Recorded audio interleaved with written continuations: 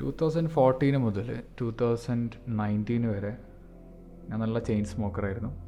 ഞാൻ പലതരത്തിലുള്ള escape try ചെയ്തു, പറ്റുന്നുണ്ടായിരുന്നില്ല. പക്ഷെ അവസാനം ഞാൻ അതിൽ നിന്ന് എസ്കേപ്പ് ചെയ്തു. ആർക്കെങ്കിലും ഇത് ഹെൽപ്ഫുൾ ആയിക്കോട്ടെ എന്ന് വിചാരിച്ചിട്ടാണ് ഇത് ചെയ്യുന്നത്. എൻ്റെ ആ അഡിക്ഷന് ഞാൻ കംപ്ലീറ്റ് എസ്കേപ്പ് ആയി. എനിക്കങ്ങനെ തോന്നിയില്ല. പിന്നെ എനിക്കങ്ങനെ ഒരു ക്രേവിങ് ഒന്നും ഉണ്ടായില്ല.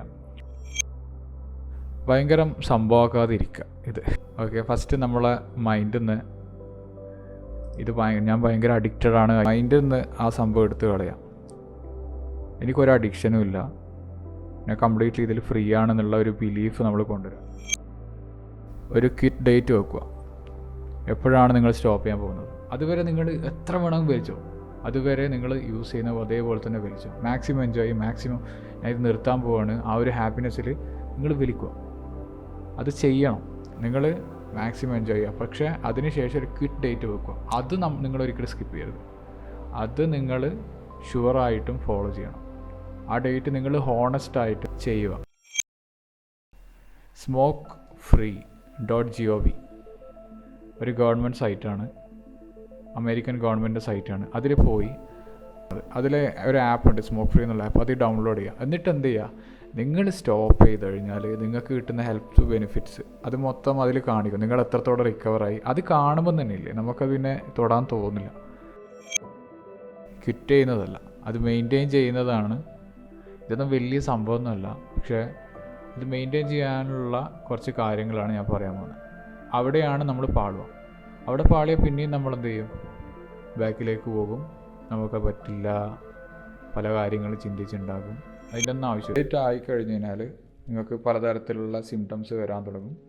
സാധാരണയാണ്. നിങ്ങൾക്ക് ദേഷ്യം വരും, വലിക്കാൻ ക്രേവിങ്സ് തോന്നും, പിന്നെ ഇറിറ്റേഷൻ വരും, പലതരത്തിലുള്ള കാര്യങ്ങൾ വരും.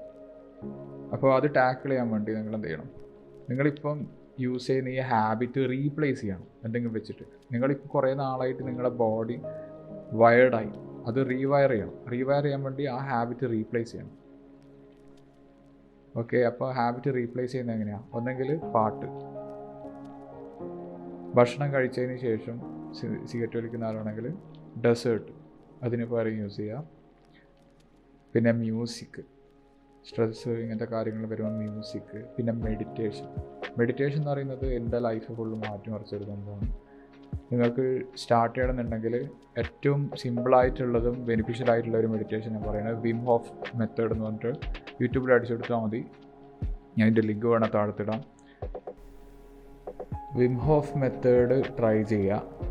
പിന്നെ ഡെസേർട്ട് എന്നെല്ലാം പറഞ്ഞ് വെറുതെ ഓവറാക്കുന്നില്ല. എന്തെങ്കിലും കഴിച്ചതിന് ശേഷം എന്തെങ്കിലും നിങ്ങൾ മധുരത്തിൻ്റെ അല്ലെങ്കിൽ അങ്ങനെയൊന്നും കഴിയിട്ട് ഒരു ഹാബിറ്റ് ആ സമയത്ത് തൽക്കാലത്തേക്കൊന്ന് വെക്കുന്നത് നല്ലതാണ്.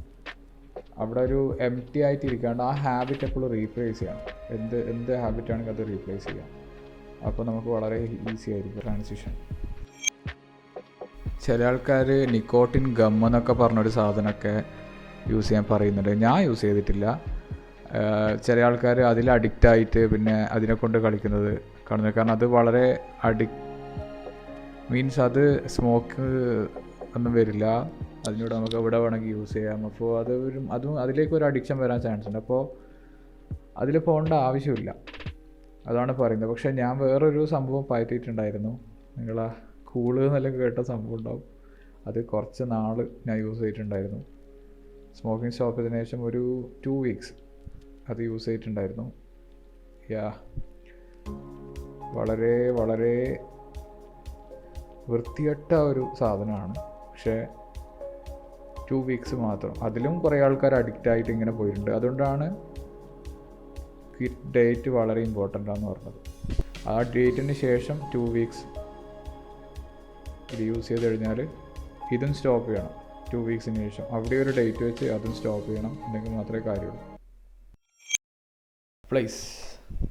നമ്മളെല്ലാവരും സ്മോക്ക് ചെയ്യാൻ യൂസ് ചെയ്യുന്ന